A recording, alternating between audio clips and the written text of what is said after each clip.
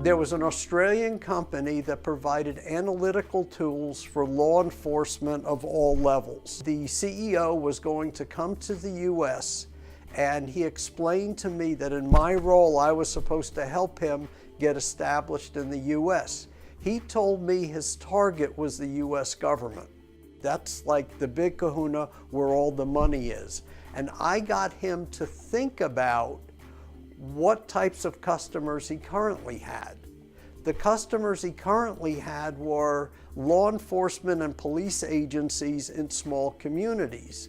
So I helped him develop a profile of his typical customer, and my goal was to help him find a similar customer in the US as a starting point, and then grow from that to do business with the US government. Through people that I spoke with, I found out that the opinion leader among police chiefs in the US who leveraged technology to improve law enforcement was located in a small town in New Jersey. So I contacted that individual to find out what his hot buttons were.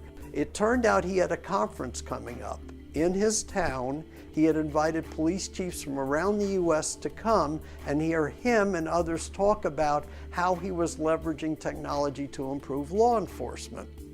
So I asked him what he thought of getting a speaker from another country who could talk about the use of technology to improve law enforcement in other parts of the world, and he jumped on that. I then talked to the individual in Australia, and I explained to him what he was going to do, that he was going to come and talk at a conference. He said he wanted to get business. How did that relate to business? And I said, well, this police chief could be your best friend. That's exactly what happened. He spoke at the conference. As a result of speaking at the conference, the police chief liked him so much personally that he agreed to put a pilot in place in his town. That pilot was successful. So the police chief then bought multiple copies. This was data analytics software that got put in cameras around town to catch patterns of potential criminals. For example, if somebody walked in and out of a 7-Eleven at 3 o'clock in the morning 10 times, something was bound to happen. Other towns in New Jersey also wanted the product, so it spread like wildfire throughout New Jersey. Then the state government in New Jersey wanted the same thing. And law enforcement throughout the US in multiple locations came to him to get his products and solution. Somehow the FBI, which is the US top law enforcement agency, found out about this. Remember, his target was the US government. The FBI contacted him and said, we want your products because the police chiefs have them. 2 or 3 years down the road, July 4th was coming up in Washington, and the city of Washington is among those towns in the US that's most exposed to criminal activity during big gathering. The city of DC, their police department, wanted to use the Australians' product during the July 4th celebration, which went on for about a week.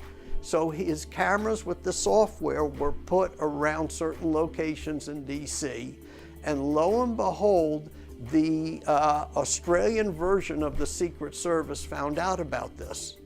They contacted this Australian entrepreneur and said, we want the same thing that the Secret Service is using.